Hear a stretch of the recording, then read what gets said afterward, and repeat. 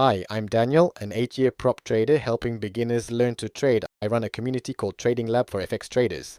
For more details, check the description link below this video. Today, I'll cover gold technical analysis from Trading Lab. I'll blend in some Trading Lab content as we look at the 1H chart. As always, I'll share my short-term market outlook here. For today as well, I'm continuing to hold a bearish outlook on gold.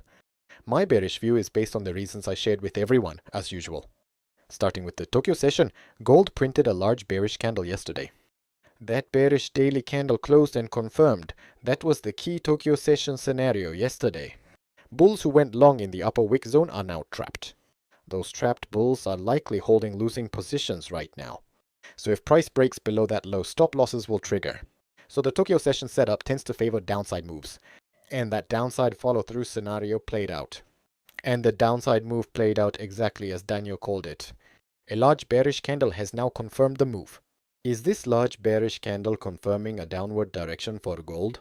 That part is actually a bit unusual, and here is why. For gold, these two candles set the base of this extended sideways range.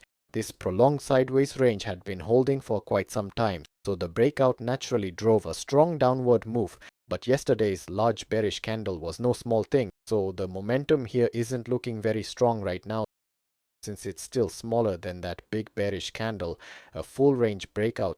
So calling it too early, let's wait for today's candle to close before deciding the direction at this key resistance level.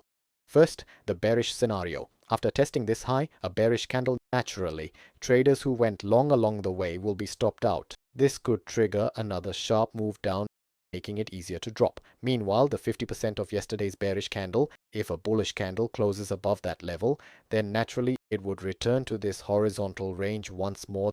The odds of testing this upper resistance are rising.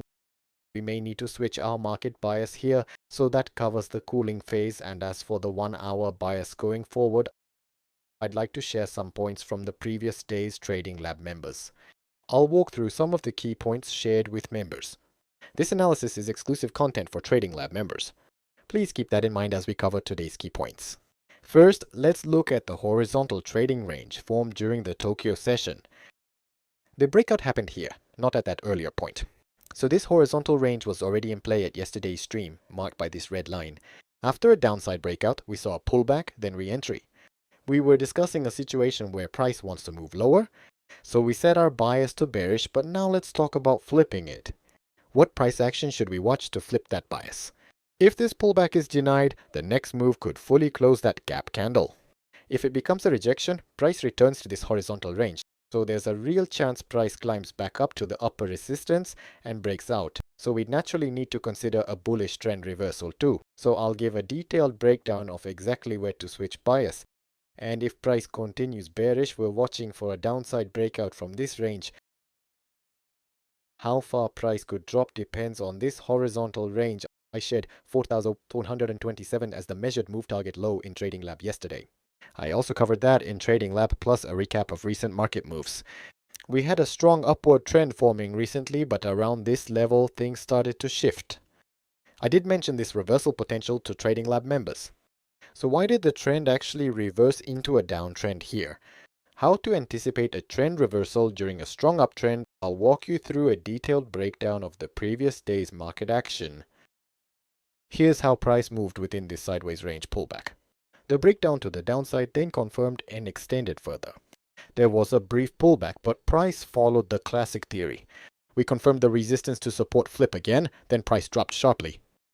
Price dropped right to the $34.51 low near the $34.27 zone.